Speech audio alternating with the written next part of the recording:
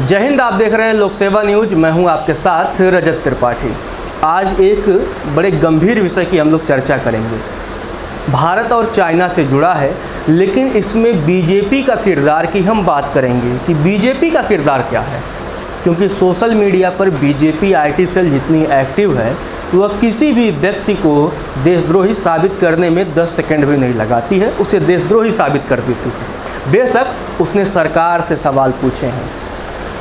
आज बहुत गंभीर बात है। ये बात इसलिए भी ज़्यादा महत्वपूर्ण हो जाती है क्योंकि अप्रैल महीने में गृह मंत्रालय ने मोबाइल ऐप्स को लेकर एक एडवाइजरी जारी की। उसमें जूम ऐप के बहिष्कार की बात कही। बहिष्कार के मतलब कि उसने एडवाइजरी में कहा गया कि जूम ऐप का प्रयोग मीटिंग वगैरह के लिए सुरक्षित नहीं है, डेटा चोरी होने की संभावना है, ऐसे में जूम ऐप का इस्तेमाल न हो। उसके कुछ ही दिन बाद कांग्रेस सांसद राहुल गांधी ने उसी जूम ऐप का इस्तेमाल किया और भाजपा की आईटी सेल ने राहुल गांधी को देशद्रोही का टैग दे दिया। लेकिन आपको पता है कि खुद बीजेपी जूम ऐप का प्रयोग करके लगातार वर्चुअल मीटिंग कर रही है।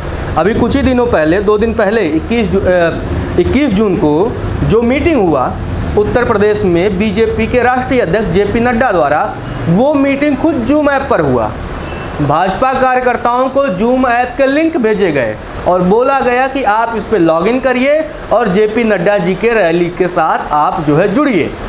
तो क्या होम मिनिस्ट्री के एडवाइजरी का बीजेपी ने पालन बिल्कुल नहीं किया, या उन्हें अपने ही पूर्व राष्ट्रीय अध्यक्ष पर भरोसा नहीं रहा? क्योंकि जो उनके पूर्व राष्ट्रीय अध्यक्ष अमित शाह हैं, वही तो इस समय बीजेपी उस समय जो पूर्व राष्ट्रीय अध्यक्ष थे, वही इस समय गृह मंत्री हैं। तो आपको अपने ही पूर्व अध्यक्ष पर भरोसा नहीं है, उसके मंत्रालय द्वारा लिए गए डिसीजन पर भरोसा नहीं है, और आप बार बार चाइना के बहिष्कार की बात करते हैं और आप कहते हैं चाइना को 2 टूक जवाब दिया जाएगा, सरकारें जवाब देंगी। पार्टियों का काम है सरकारों के साथ खड़ा होना। लेकिन आज ऐसे समय में जब चाइना, आप टिकटॉक को अगर अनइंस्टॉल कोई नहीं करेगा तो उसको आप देशद्रोही कह देंगे, लेकिन आप ही का मंत्रालय कहेगा कि भैया जूम ऐप का प्रयोग मत करिए, लेकिन आप करेंगे, और अगर कोई दूसरा कर लेगा तो आप उसे देशद्रोही करार देंगे। ये एक बीजेपी के साथ हमेशा समस्या रहती है। निसंदेह उनका आईटी सेल बहुत मजबूत है और वो किसी को भी 2 सेकंड के अंदर ही देशद्रोही बना सकता है। लेकिन कम से कम जो सरकारें एडवाइजरी जारी करें उसको आप भी पालन करिए। और कुछ बड़ी अहम जानकारी और भी हम आपको देने जा रहे हैं।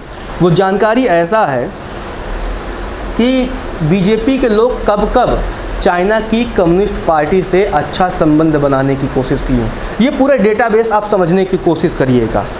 यूँ तो आज के समय में अगर आप सवाल पूछते हैं तो देशद्रोही तो साबित हो जाएंगे, इसमें कोई बड़ी बात नहीं है। लेकिन अब आप ज़रा देखिए, मैं आपको बता रहा हूँ, 30 जनवरी 2007 की बात है। उस समय बीजेपी के राष्ट्रीय अध्यक्ष राजनाथ सिंह हुआ करते थे, जो कि इस समय रक्षा मंत्री हैं। उनके निमंत्रण पर चीन की कम्युनिस्ट पार्टी का एक प्रतिनिधि मंडल आया और बीजेपी से मुलाकात हुई। उसमें ये तय हुआ कि बीजेपी और चीन की कम्युनिस्ट पार्टी आपसी संबंधों को और प्रगाढ़ करेंगी, मजबूत करेंगी, जिससे दोनों देशों का कल्याण हो। उस समय बीजेपी विपक्षी पार्टी हुआ करती थी।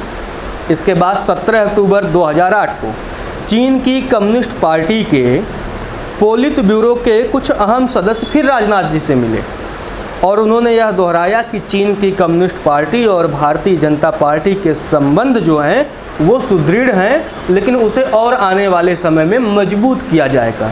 एक विपक्षी पार्टी होते हुए वो चीन की कम्युनिस्ट पार्टी से लगातार संबंध स्थापित करने की कोशिश करती रही।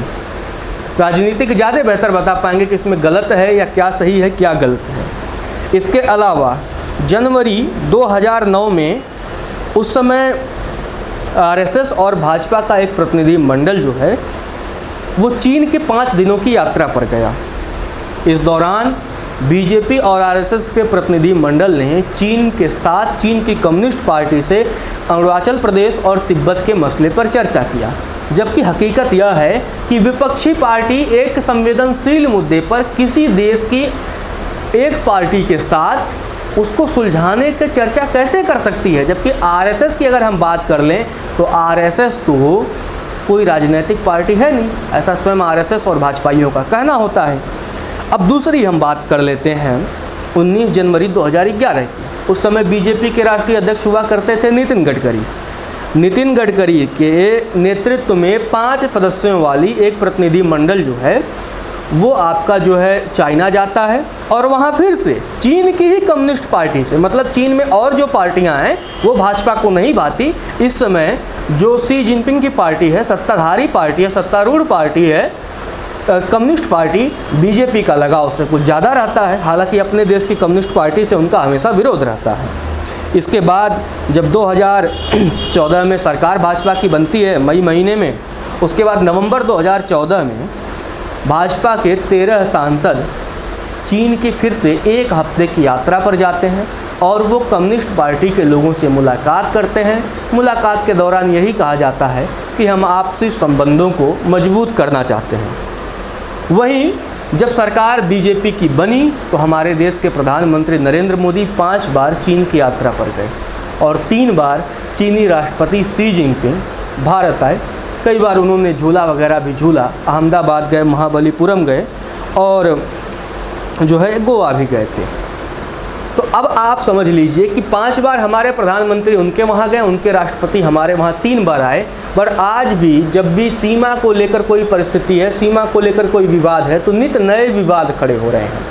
और हमारे देश की सरकारों को इस समय निसंदेह भारत के लोगों को उनका साथ देना चाहिए, सवाल पूछना चाहिए, लेकिन कम से कम भाजपा की आईटी सेल को भी यह ध्यान रखना चाहिए कि अगर कोई सवाल पूछ रहा है तो वो राष्ट्र विरोधी नहीं हो सकता है। वो अपनी सरकार से सवाल पूछ रहा है और सवाल करना सबका अधिकार है, संवैधानिक अधिकार है, व्यक्तिगत अधिकार भी है।